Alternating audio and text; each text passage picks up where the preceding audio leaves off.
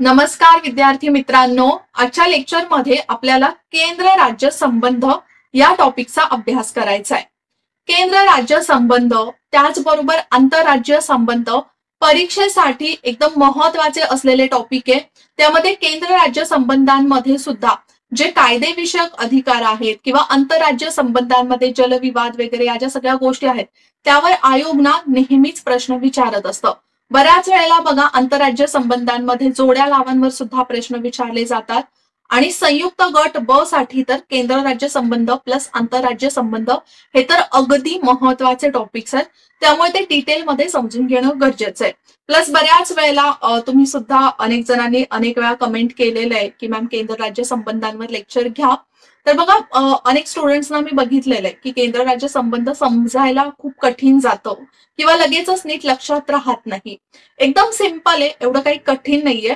जर समजा तुम्हाला समजत नसलं ना तरी सुद्धा 2-3 वेळा वाचत जा, लगेचच समजायला येईल, एवढं काही कठीण नाहीये।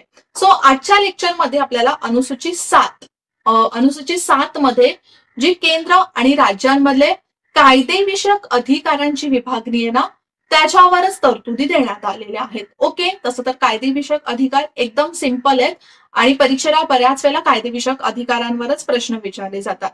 आधी आपण बघून घेऊ की केंद्र राज्य संबंधांचे विभाग कसे करण्यात आलेले आहेत। तर बेसिकली बाकीच्या गोष्टींच्या बाबतीत असतं तसेच विभाग आहेत। एक म्हणजे कायदेविषयक संबंध, ते कायदेविषयक संबंध किंवा कायदेविषयक अधिकारांची विभागणी कशात करण्यात आलेली आहे। त्यानंतर कार्यकारी म्हणजेच ऍडमिनिस्ट्रेटिव्ह संबंध कसे आहेत केंद्र राज्यांमध्ये, आणि त्यानंतर फायनान्शियल म्हणजेच वित्तीय संबंध।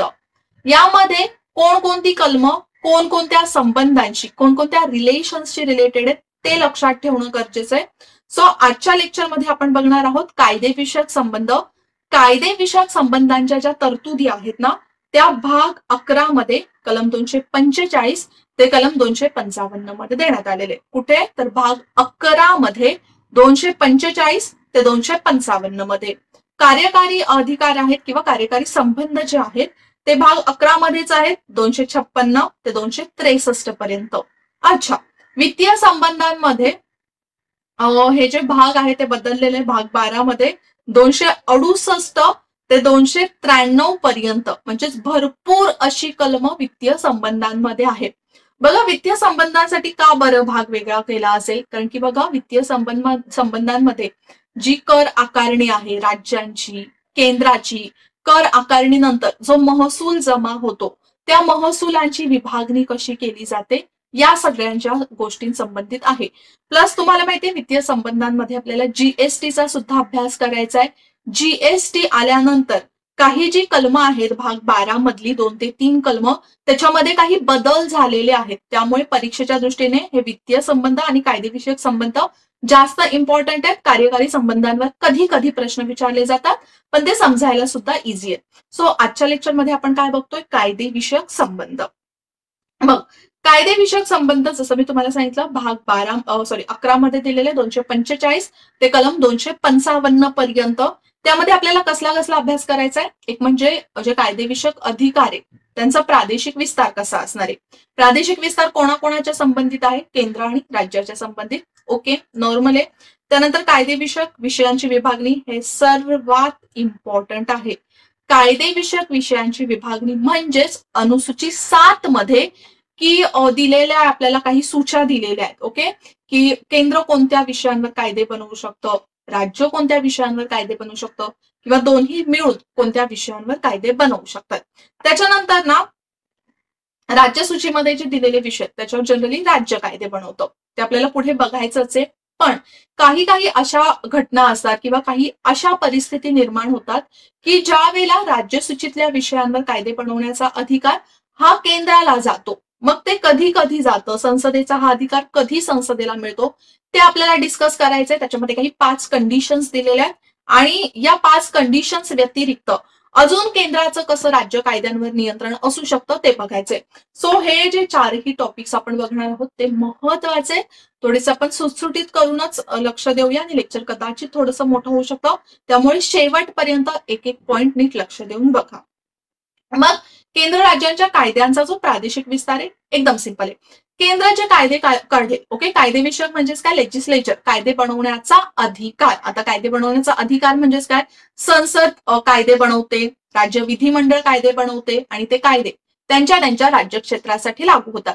मग ज्यावेळेला संसद केंद्र कायदा बनवते तर तो कुठे कुठे लागू होणार आहे, पूर्ण भारताच्या राज्यक्षेत्रामध्ये लागू होणार आहे, राईट. पूर्ण भारताच्या राज्यक्षेत्रामध्ये लागू होईल की नाही, राईट ना. म्हणजे तो कोणत्याही राज्यासाठी, नंतर तो कोणत्याही केंद्रशासित प्रदेशासाठी असू शकतो, ओके. पण राज्य जो कायदा बनवेल, राज्य विधिमंडळ जे कायदा बनवेल तर त्याच्या त्याच्या राज्यासाठी असेल. मग त्या राज्याच्या सर्व किंवा कोणत्याही भागासाठी कायदा करू शकते.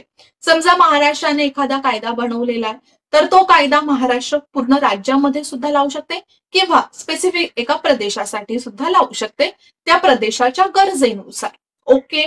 समजलं हे तुम्हाला. जसं भारत जे आहे ते पूर्ण भारतभर सुद्धा कायदा लावू शकते संसद, किंवा भारताच्या एखाद्या क्षेत्रासाठी सुद्धा कायदा लागू करू शकते.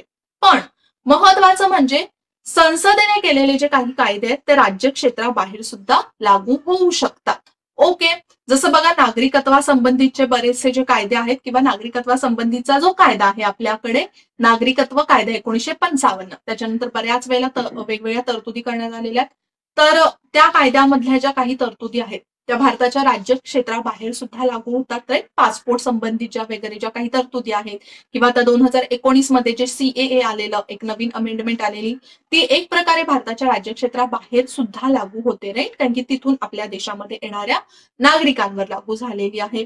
त्याचप्रमाणे अजून आपण बऱ्याचशा अशा तरतुदी बघू शकतो की ज्या भारताच्या बाहेर सुद्धा आहे. जसं स्पेशल मॅरेज ऍक्ट आहे, ओके. तर तो एक प्रकारे भारताच्या बाहेर लागू झालेला ऍक्ट आहे आणि भारतासाठी सुद्धा, ठीक आहे. सो भारताच्या संसदेने केलेले कायदे हे भारत किंवा जे बाहेर राहणारे भारतीय नागरिक आहेत, भारताच्या देशाच्या बाहेर राहणारे जे नागरिक आहेत त्यांच्यावर सुद्धा लागू होतो, आणि राज्य विधिमंडळाने केलेला फक्त त्यांच्या राज्यासाठी किंवा त्या राज्याच्या क्षेत्रासाठी. अच्छा, तर इथे प्रादेशिक विस्तार समजला आपल्याला की राज्य म्हणजेच विधिमंडळाने बनवलेल्या कायद्यांचं राज्यक्षेत्र काय असणार आहे आणि संसदेने बनवलेल्या कायद्यांचं क्षेत्र काय असणार आहे, हे महत्वाचं आहे. आता ज्यावेळेला ही विभागणी करण्यात आलेली ना, तर केंद्राला काही विषय देण्यात आलेले की केंद्र या विषयांवर कायदे बनवू शकते, राज्याला काही विषय देण्यात आलेले, राज्य या विषयांवर कायदे बनवू शकते, आणि तिसरं देण्यात आलेले असा एक विषयांचा गट, त्या विषयांवर केंद्र पण कायदे बनवू शकतं आणि राज्य पण कायदे बनवू शकतं. त्याला नाव देण्यात आलेले समवर्ती सूची. संघ बनवू शकतं, केंद्र बनवू शकतं, त्याला संघ सूची म्हटली जाते. राज्य बनवू शकतं, त्याला राज्य सूची. दोन्ही मिळून बनवू शकतात, दोन्ही मिळून म्हणजे दोघांपैकी कोणीही बनवू शकतं, त्याला समवर्ती सूची. आणि समजा या तीनही सूचींमध्ये एखादा विषय नाहीये, काहीतरी नवीन विषय निघून आला, मग त्याच्यावर कोण कायदा बनवेल, त्यावर कायदा बनवेल केंद्र, आणि त्याला म्हटलं जातं शेषाधिकार. काय म्हटलं जातं तर शेषाधिकार. मग तुम्हाला इथे ना आता संघ सूचीमध्ये सध्या किती विषय आहेत, राज्य सूचीमध्ये सध्या किती विषय आहेत, समवर्ती सूचीमध्ये किती विषय आहेत, कोणते महत्वाचे विषय ते सुद्धा लक्षात ठेवायचंय. कारण की आयोग बऱ्याच वेळेला तुम्हाला काही असे विषय देईल आणि सांगेल की समवर्ती सूचीमध्ये असणारे कोणते विषय, ओके. जर तुम्ही थोडंसं इंटरनेटमध्ये सर्च मारलात तर तुम्हाला एक पूर्ण 7वी अनुसूची मिळून जाईल, ओके. तर ती 7वी अनुसूची पूर्ण बघा. आता आपण बघितलं तर समवर्ती सूचीमध्ये एकूण 100 विषय, पण ज्यावेळेला राज्यघटना अस्तित्वात आलेली त्यामुळे त्यावेळेला फक्त 97 विषय होते. मग आता समवर्ती राज्य सूची यामध्ये जर बदल करायचा असेल तर त्याच्यासाठी प्रॉपर घटना दुरुस्ती करावी लागेल, ओके. अच्छा, मला सांगा, ज्यावेळेला या 7व्या अनुसूचीमध्ये घटना दुरुस्ती करायची असेल तर कोणत्या प्रकारे घटना दुरुस्ती करण्यात येईल, साध्या बहुमताने. अच्छा, साध्या बहुमताने पण स्किप करूया, फक्त संसदेच्या विशेष बहुमताने की विशेष बहुमत प्लस निम्म्या राज्यांचं त्यामध्ये असंमती असली पाहिजे, ओके. या दोघांपैकी कोणत्या प्रकारची घटना दुरुस्ती 7व्या अनुसूचीमध्ये करण्यात येईल ते मला कमेंटमध्ये सांगा, ओके. त्यानंतर राज्य सूची आता 61 विषय आहेत, पूर्वी 66 विषय होते. समवर्ती सूचीमध्ये आता 52 विषय आहेत, पूर्वी 47 विषय होते. वाढले कसे काय, काही काही नवीन विषय ऍड होत असतात किंवा काही शफल झालेले आहेत, ओके. तर तसं आपण बघायला गेलो तर जे महत्वाचे पूर्ण देशाशी रिलेटेड आहेत ते विषय केंद्रामध्ये येतात. मग त्यामध्ये संरक्षण, बँकिंग, परकीय कामकाज, चलन, अणुऊर्जा, विमा, संचार, युद्ध वगैरे या ज्या सगळ्या गोष्टी आहेत ना, वाणिज्य, जनगणना, लेखापरीक्षण, या सगळ्या संघ सूचीमध्ये आहेत. राज्य सूचीमध्ये जनरली तुम्ही म्हणू शकता की पब्लिकशी रिलेटेड ज्या गोष्टी आहेत ना, व्यवस्थेशी रिलेटेड त्या सगळ्या राज्य सूचीमध्ये आहेत. मग त्यामध्ये सार्वजनिक व्यवस्था, पोलीस, सार्वजनिक आरोग्य, कृषी, तुरुंग, स्थानिक शासन, मत्स्य व्यवसाय या सगळ्या गोष्टी कशा आहेत राज्य सूचीमध्ये. आणि समवर्ती सूचीमध्ये बऱ्याचशा गोष्टी आहेत. फौजदारी कायदा आहे, नागरी कायदा, त्यानंतर विवाह, घटस्फोट, लोकसंख्या नियंत्रण, कुटुंब नियोजन, वीज, कामगार कल्याण, आर्थिक सामाजिक नियोजन आणि वर्तमानपत्रे. ठीक आहे. समवर्ती सूचीमध्ये म्हणजे काय, राज्य सुद्धा कायदा बनवू शकतो आणि केंद्र सुद्धा कायदा बनवू शकतो. पण समजा समवर्ती सूचीमध्ये असं झालं की केंद्राने एखादा, आता बघा कोणत्याही क्षेत्रामध्ये 2-2 कायदे तर लागू होऊ शकत नाही ना एकाच विषयावर. मग समजा केंद्राने बनवलेला जो कोणता कायदा आहे आणि राज्याने बनवलेला सेम विषयावर जो कोणता कायदा आहे, यामध्ये फरक असेल, विसंगती असेल, मग कोणता कायदा लावला जाईल, तर ऑब्व्हियसली संसदेने म्हणजेच केंद्राने बनवलेला कायदा लावेल. ओके, तर हे लक्षात ठेवा. आणि राज्यसूची आणि संघसूची यांमध्ये जर कोणता सिमिलर आला कायदा, एखादा वरचढ चढला, तर त्यामध्ये सुद्धा संघसूचीचाच कायदा लावला जाईल, हे लक्षात ठेवा. म्हणजेच इथे केंद्राला जास्त महत्व देण्यात आलेलं आहे कायदे निर्मितीच्या बाबतीत आणि कायद्यांच्या अंमलबजावणीच्या बाबतीत. प्लस शेषाधिकार सुद्धा कोणाकडे देण्यात आलेला आहे, केंद्राकडे देण्यात आलेला आहे, हे लक्षात ठेवा. तुम्हाला माहिती आहे ह्या ज्या 3 सूची आहेत ना, संघसूची, राज्यसूची, समवर्ती सूची, हे जे विभाजन आहे ना, ते ऑलरेडी आपल्या भारत सरकार कायदा 1935 मध्ये देण्यात आलेलं. आणि हा कॉन्सेप्ट आपण भारत सरकार कायद्यामधूनच घेतलेला आहे. पण भारत सरकार कायद्यामध्ये जे शेषाधिकार आहेत ना, ते गव्हर्नर जनरलकडे देण्यात आलेले. आणि आता आपण बघितलं आपल्या राज्यघटनेमध्ये हे शेषाधिकार कोणाकडे आहेत, तर ते म्हणजे केंद्राकडे आहेत. केंद्र त्याच्यावर कायदा बनवू शकतं. ओके, आणि ज्या वेळेला जर कायद्यांमध्ये काही फरक वाटला तर त्यामध्ये कोणाचा कायदा वरचढ असेल, केंद्राचा कायदा वरचढ असेल. ओके, हे विषय जे आहेत ते अजून थोडेसे तुम्ही सर्च करा, तुम्हाला मिळतील. कारण की परीक्षेला बऱ्याच वेळेला कोणते विषय कोणत्या सूचीमध्ये आहेत त्याच्यावर प्रश्न विचारले जातात. ओके, त्यानंतर आता आपण बघूया. आपण नॉर्मल हे सिंपल तुम्हाला समजलेले की काही 3 विषयांची विभागणी केलेली आहे, 7व्या अनुसूचीमध्ये देण्यात आलेले आहेत आणि किती किती विषय कोणकोणत्या सूचीमध्ये आहेत. राईट. पण आता राज्याला कायदे करण्याचा अधिकार दिलेला आहे, त्यासाठी एक वेगळी 7व्या अनुसूचीमध्ये 7वी सूची दिलेली आहे. आणि त्या राज्य सूचीमध्ये 7वी नाही, राज्य सूची दिलेली आहे. आणि त्या राज्य सूचीतल्या विषयांवर राज्य कायदा बनवू शकतं. पण राज्य सूचीतल्या कायद्यांवर ना कधी कधी संसद सुद्धा कायदा बनवू शकते. मग अशा कोणकोणत्या परिस्थिती आहेत की ज्या वेळेला केंद्र म्हणजे संसद राज्य सूचीतल्या विषयावर कायदा बनवू शकते, तर त्या अशा स्पेसिफिक किंवा काहीतरी विशेष परिस्थिती निर्माण झाली असेल त्यावेळेला संसद कायदा बनवू शकते राज्य सूचीतील विषयांवर. त्यातले काही परिस्थिती ना तर आपण आधीच आणीबाणीच्या दरम्यान त्याचा अभ्यास केलेला आहे. प्लस आता आपण अजून बघूया कधी कधी किंवा कोणकोणत्या अशा 5 परिस्थिती निर्माण झाल्यावर संसद असं करू शकते. एक म्हणजे राज्यसभेच्या ठरावाद्वारे. बघा, राज्य सूचीतील विषयामध्ये जर कायदा बनवायचा असेल तर हा एक महत्वाचा अधिकार किंवा विशेष अधिकार राज्यसभेला दिलेला आहे, हे सुद्धा लक्षात ठेवा.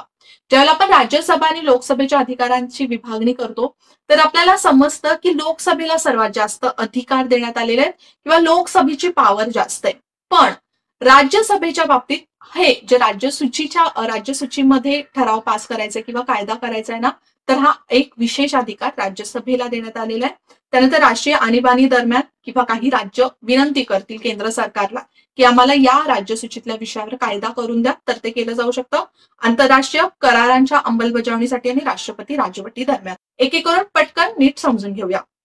राज्यसभेच्या ठरावाद्वारे म्हणजेच काय की समजा अशी एखादी परिस्थिती निर्माण झाली एखाद्या राज्यामध्ये आणि केंद्राला असं वाटलं की त्या राज्यामध्ये संसदेने कायदा बनवण्याची गरज आहे त्या पिरियडसाठी. ओके, काय वाटलं केंद्राला की संसदेने त्या राज्यासाठी कायदा बनवण्याची गरज आहे, त्या राज्यासाठी, 2 राज्यांसाठी, 3 राज्यांसाठी किंवा काही राज्यांसाठी कायदा बनवण्याची गरज कोणाला आहे, संसदेला आहे असं वाटलं. पण संसद डिरेक्टली एखादा ठराव पारित करेल आणि कायदा बनवेल का? नाही. त्याच्यासाठी आधी राज्यसभेला एक ठराव पारित करावा लागतो बहुमताने, म्हणजे 2/3 बहुमताने, त्यालाच आपण विशेष बहुमत म्हणतो. राज्यसभेला एक ठराव पारित करावा लागेल की संसद या राज्यासाठी कायदा बनवू शकते राज्य सूचीतल्या या विषयावर. स्पेसिफिक तिथे मेन्शन करावं लागतं की कोणत्या विषयावर कायदा बनवायचा आहे संसदेला, राज्य सूचीतल्या कोणत्या विषयावर. लक्षात ठेवा. ओके, मग त्यामध्ये विषयाचा क्रमांक असेल, विषयाचं नाव असेल. आणि हे कशात देण्यात आलेलं आहे ते म्हणजे कलम 1949 मध्ये, आणि प्लस कायदा करण्याची का गरज पडते त्या राज्यासाठी, तर ते सुद्धा मेन्शन करावं लागेल. मग हा कायदा म्हणजे हा जो ठराव आहे तो 1 वर्षासाठी असेल. किती वर्षासाठी असेल, तर 1 वर्षासाठी असेल.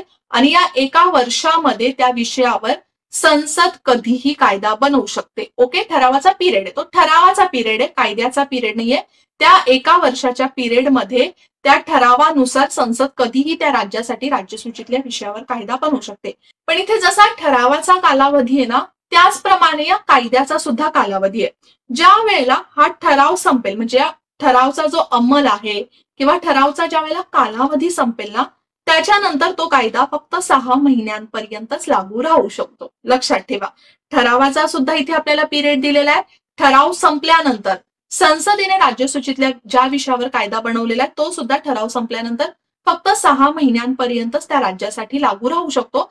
त्याच्यानंतर तो कायदा संपुष्टात येईल. ओके, हे लक्षात ठेवा. मग आता समजा केंद्राला त्या विषयावर म्हणजे संसदेला त्या विषयावर कायदा करण्याचा अधिकार आहे. मग राज्याचा त्या विषयावर कायदा करण्याचा अधिकार काढून घेतला जातो का? नाही. राज्य सुद्धा त्या विषयावर कायदा करू शकतं, पण त्याचा काहीच उपयोग नाहीये. जर राज्याने बनवलेला कायदा त्या विषयावर वेगळा असेल तर केंद्राने बनवलेला कायदाच लागू होणार आहे, कारण की केंद्राने बनवलेला कायदा हा तिथे वरचढ असणार आहे. का? कारण की राज्यसभेने ठराव मंजूर केलेला आहे की संसदेने हा कायदा या विषयावर कायदा तयार करायचा आहे. ओके, सो राज्यसभेच्या ठरावाद्वारे एक परिस्थिती झाली.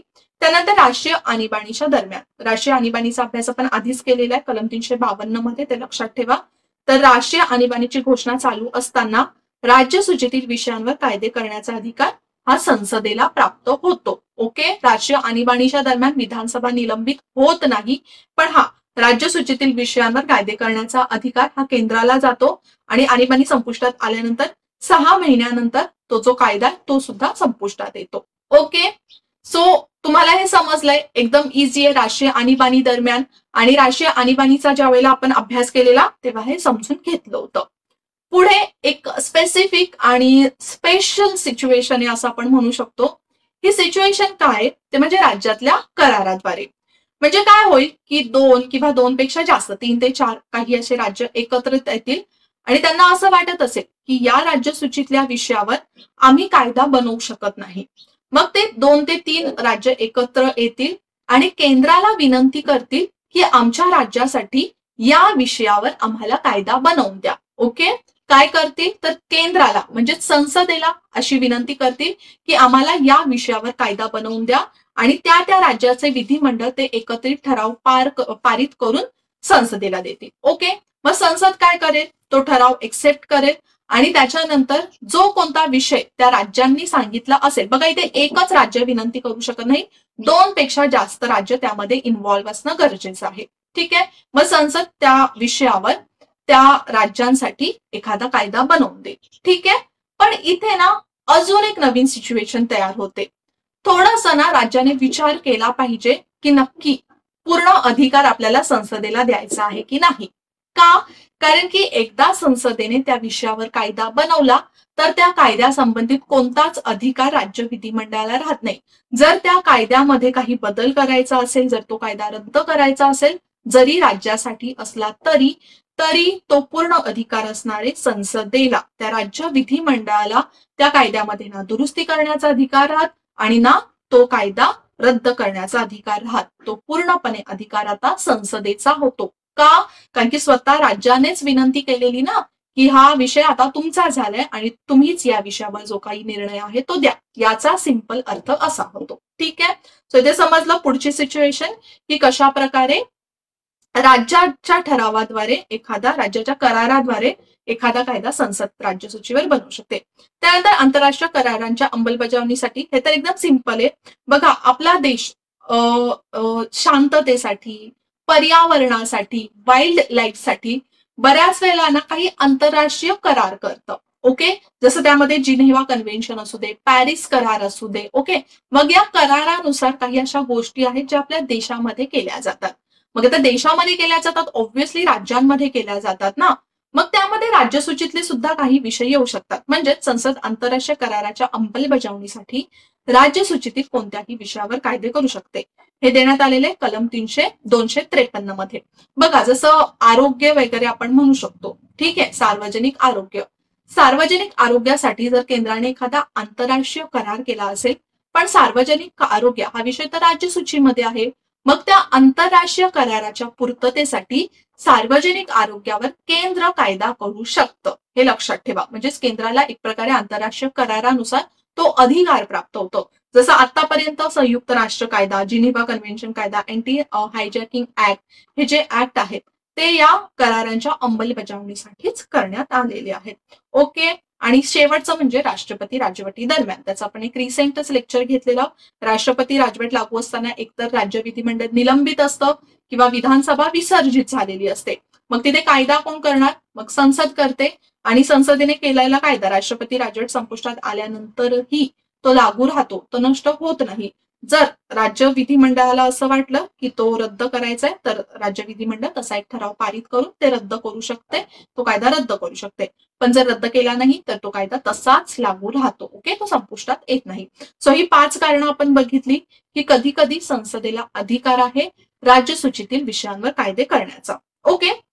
पुढची ना अजून एक सिच्युएशन आहे किंवा अशा काही गोष्टी आहेत की ज्याच्यावरून आपल्याला समजतं की राज्य कायद्यांवर कुठे कुठे केंद्राचं नियंत्रण आहे. तसं तर केंद्राचं नियंत्रण नाही, आपण असं म्हणू शकतो की राष्ट्रपतींचं नियंत्रण आहे. पण राष्ट्रपती कुठे आहेत? केंद्रामध्ये आहेत ना. मग अशा कोणत्या सिच्युएशन आहेत या 5 सिच्युएशन्स व्यतिरिक्त की जेव्हा जेव्हा आपल्याला असं आढळून येतं की राज्य सूचीतली किंवा राज्य कायदा करण्याच्या काही गोष्टींवर केंद्राचं नियंत्रण आहे. एक म्हणजे बघा, आपल्याला आढळून येतं की राज्यपालांना जर काही कन्फ्युजन क्रिएट झालं, आपण राज्यपालांच्या अधिकारांमध्ये बघितलेलं आहे किंवा राज्य विधिमंडळाच्या कायदे करण्याच्या प्रक्रियेमध्ये सुद्धा बघितलेलं आहे की राज्यपालांकडे जेव्हा एखादं विधिमंडळाने दिलेलं विधेयक आहे ते पारित करायला जातं, त्यावेळेला राज्यपाल काही असे विधेयक आहेत ते राष्ट्रपतींच्या विचारार्थात राखून ठेवतात. ज्यावेळेला राष्ट्रपतींकडे ते विधेयक जातं तर त्या विधेयकावर काय निर्णय द्यायचा आहे तो पूर्णपणे अधिकार राष्ट्रपतींचा असतो. ठीक आहे. त्याच्यानंतर राज्य सूचीतील काही विषयांशी संबंधित विधेयक राज्य विधिमंडळामध्ये केवळ राष्ट्रपतींच्याच पूर्वसंमतीने मांडायचे असतात. जसं व्यापार वाणिज्य वगैरे असे काही विषय आहेत, पर्यावरण विषयक वगैरे काही असतील, तर त्याच्या संबंधित जर एखादं विधेयक पारित करायचं असेल तर आधी राष्ट्रपतींची पूर्व शिफारस लागते, त्यानंतरच ते मांडता येतं. त्याचबरोबर ज्यावेळेला वित्तीय आणीबाणी असते त्यावेळेला राष्ट्रपती राज्यांना निर्देश देऊ शकतात की धन विधेयक त्यांच्या विचारार्थ राखून ठेवावं. तसं तर बघा, धन विधेयक राखून ठेवलं जात नाही विचारार्थात, कारण की तसंही राज्यपाल त्या विधेयकाला संमती देतातच. ओके, कारण की ते त्यांच्या शिफारसीनुसार मांडण्यात आलेलं असतं. पण ज्यावेळेला वित्तीय आणीबाणी असते, जसं आपण वित्तीय आणीबाणीमध्ये मी तुम्हाला सांगितलं की कुठे खर्च करायचा आहे, काय करायचंय, त्याच्यावर केंद्राचं नियंत्रण असू शकतं राज्याच्या बाबतीत. मग ते विधेयक राष्ट्रपती सांगू शकतात की त्यांच्या विचारार्थामध्ये राखून ठेवा. ओके. सो आता बऱ्याचशा गोष्टी आपण इथे बघितलेल्या आहेत केंद्र राज्य संबंधामध्ये 7व्या अनुसूचीबाबत, आणि त्याचबरोबर केंद्र आणि राज्य कशा प्रकारे त्यांच्या सूचीमधील विषयांवर कायदे करू शकतात. त्याचबरोबर राज्य सूचीतील विषयावर जर केंद्राला कायदा करायचा असेल तर कशी परिस्थिती असते. ओके. स्वतः समोर तुम्हाला एक छोटासा प्रश्न दिसतोय कायदेविषयक अधिकारांच्या विभागणीवर. त्या प्रश्नाचं उत्तर मला नक्की कमेंटमध्ये द्या. आता लेक्चरमध्ये आपण इथेच थांबूया. पुढच्या लेक्चरमध्ये अजून आपल्याला केंद्र राज्य संबंधांचाच अभ्यास करायचा आहे, तर थोडंसं प्रिपेअर राहा आणि ट्राय करा. जसं मी नेहमीच तुम्हाला सांगत असते की ज्या वेळेला मी लेक्चर घेते त्याच्या आधी थोडंसं तो टॉपिक पुस्तकामधून वाचत जा, जे कोणतं तुम्ही रेफरन्स बुक प्रेफर करता त्या रेफरन्स बुक मधून. ठीक आहे. आता पुन्हा भेटूया आपण नेक्स्ट लेक्चरला. तोपर्यंत जय हिंद, जय महाराष्ट्र आणि थँक्यू. तुम्हाला परीक्षेची परिपूर्ण तयारी करायची असेल तर विजन स्टडीचं ऍप हे नक्कीच तुमच्या फोनमध्ये डाउनलोड करा. विजन स्टडीच्या ऍपवर भरपूर असं स्टडी मटेरियल पूर्णपणे फ्री अवेलेबल आहे. जसं डेली बेसिसवर करंट अफेअर्स अपलोड होत असतात, त्याचबरोबर जीएसचे जे सब्जेक्ट आहेत सगळे सब्जेक्ट त्याच्या इन डिटेल्स नोट्स अवेलेबल आहेत जे तुम्ही नेहमी अभ्यासाबरोबर वाचू शकता. त्याचबरोबर डेली क्विज अपलोड केल्या जातात आणि सर्वात महत्त्वाचं म्हणजे बुधवारी आणि शनिवारी सामान्य अध्ययन चाचणी कंडक्ट केली जाते, तर त्या सुद्धा अटेंड करून तुमची तयारी चेक करू शकता.